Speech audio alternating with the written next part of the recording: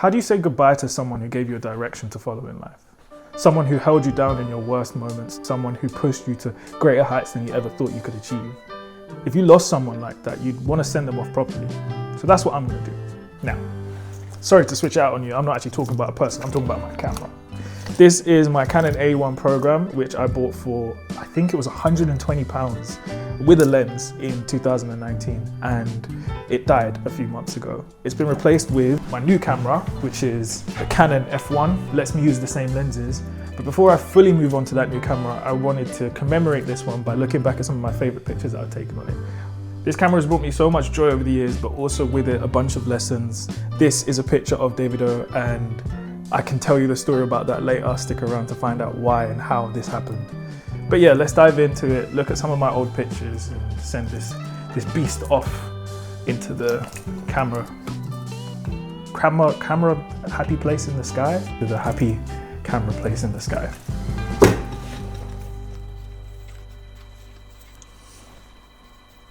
So I'm gonna start here. This is a black and white film picture of my dear mother. I'm starting with this picture because these photographs remind me of a time where I wasn't thinking about myself as a professional photographer. I was thinking about myself as someone with a hobby and an interest. From a technical point of view, kind of smashed it. The exposure is right where I wanted it to be. This is one that I can be proud of because I didn't crop this. This has just got the borders on it as is. So yeah, black and white. I think that's where I'm starting with these. Next I want to talk about this picture. This is on Bethnal Green High Street, another black and white photograph. The man was waiting for a bus. I like this picture because it feels somewhat timeless. It's not super dated, except for the fact that he's wearing the mask. That's the thing that kind of gives you a clue as to when this picture might have come from. So I enjoyed that. Also the fact that didn't crop this one, composed in camera, which is not the easiest thing to do. That I really like, I really enjoy. There was once upon a time that I wanted to do a project where I was looking at people in train stations. Maybe that's something that I'll pick up one day, but this is actually West Ham Station, a station that I used to have to go through a lot before I got my driving license.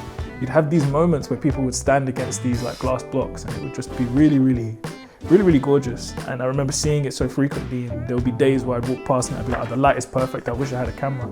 The light is perfect, I wish I had a camera. And then I realized that, oh, I need to keep that thing on me in order to make sure that when the light is perfect, I'm not saying I wish I had a camera, and I do have a camera. And this picture sort of was the lesson of that. It was that you're gonna see beautiful, really special things all the time. It's just down to you to make sure that you're in the right place with the right kit to make sure that you can capture it. Yeah. That's why I really like this one.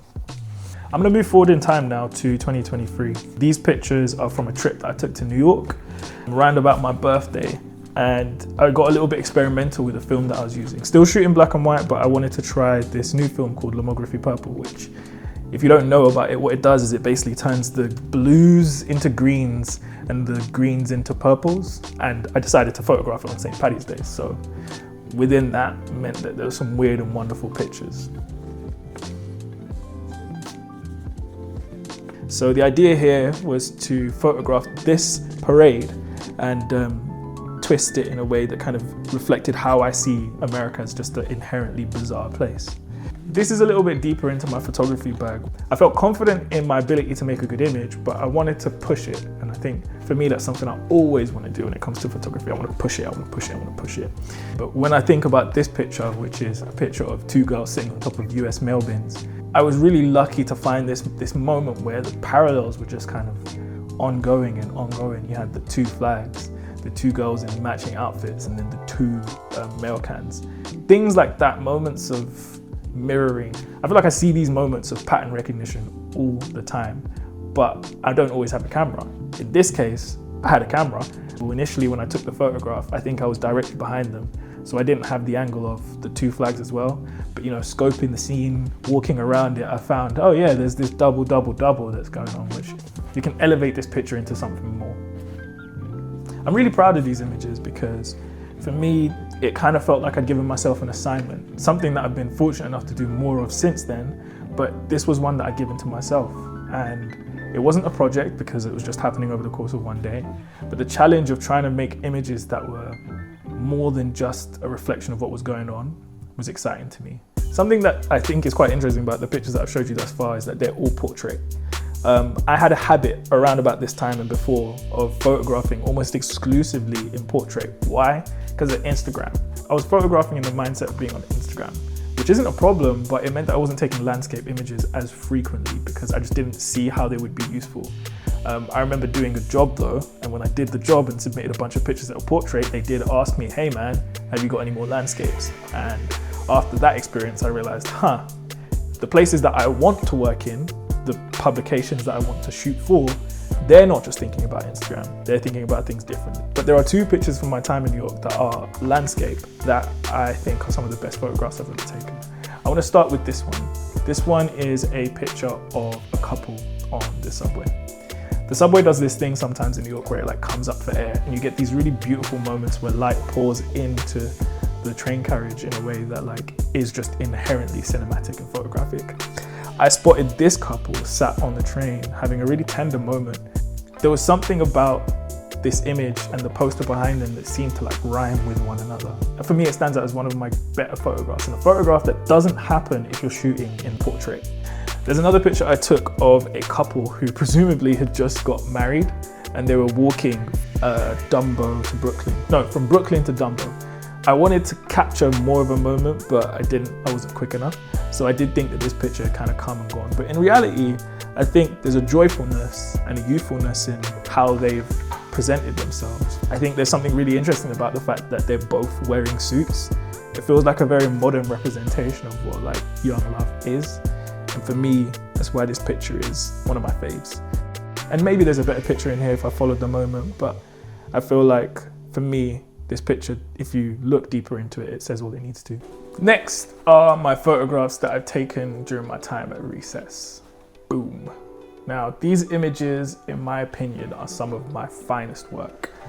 These pictures were taken in Paris. Recess were doing a party out there and they'd decided that they wanted me to come along and photograph it.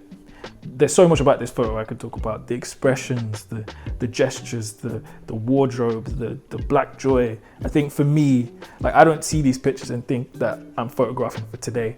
I think I'm photographing for the future. I feel like I'm photographing for a time where people look back and they want to know how people dressed and how people looked when they went out to party. Specifically, black people looked when they went out to party. This one was on the day of the party, which for all intents and purposes was a massive disaster. It rained every single second of the day. It's just not ideal when the ground is really muddy as well. But for the most part, people didn't care. They just persisted and they partied. And in this photograph, I feel like I was able to really, really lock in on that spirit and that energy of partying regardless. The girls dancing in the rain, getting low, with the umbrella as well to give us that nice bit of context as to where we are. Man, I love this picture so much. I think it's one of the best pictures I've ever taken in my life. And I truly hope I can continue to make more work like this. Now, how did I end up on the main stage at Boiler Room taking a picture of Davido and his security guard? Don't ask, don't get. I was going to Boiler Room X Selection as a big fan of both of those things. I knew I was going, I knew I loved it and I wanted to photograph it, but I didn't have a connect. So I did a call out on Instagram where I asked, hey, does anyone know who's in charge of taking photos for it? Sent them my portfolio after I got connected and they said, sure, we'll give you access. I was able to get access for myself and an assistant, which just so happened to be my best friend. He did help me, it wasn't just a freebie. And that's where I got these beautiful pictures. I can't remember what park it was, but Selection really shut it down. James Blake pulled up, Joe K DJ'd, of course. Davido was there in the crowd on the stage, and my friend who was assisting me at the time, he was on stage, and I was in the moment focusing on the thing, and he turns around and he goes, "Ha, he's Davido." He's not Nigerian, by the way. This boy is about as Indian as it gets. And I turn, and there he is. Now I'm being shy, because I'm like, I want to take a picture. I'm getting all technical in my head about how it's going to happen and blah, blah, blah. My mate just goes up to him and just says, yo, bro, love your thing, da, da, da. Respectfully, of course. And then afterwards, I like inch my way over and go, hey, can I take a picture? And I managed to grab the picture very quickly. But I love this picture because there's layers to it and there's a depth. You can see the security guard who he's got a great look about him. Davido is front and center, but also in the top right, you know that like The Boiler Room logo is there. And then even having the people in the background where you can see that the story just keeps extending. Yeah, really proud of this picture. So yeah, that's it. This camera has served me so well over the years. As much as I'd love to maybe give it to someone, it is completely busted. It does not work. So I won't be able to do that. I'm really excited to get into the next phase of my relationship with photography. The last few years have been very much about making films, which I don't see myself stopping, but photography is my first love. So being able to get back into that is going to be really exciting. Now, I've not posted anything this year. This is the first proper content video that I'm making. And part of the reason for that is because I didn't really know where to start. Last year went really well in terms of content and I wanted to replicate that success. But I don't know, I felt paralyzed and I couldn't.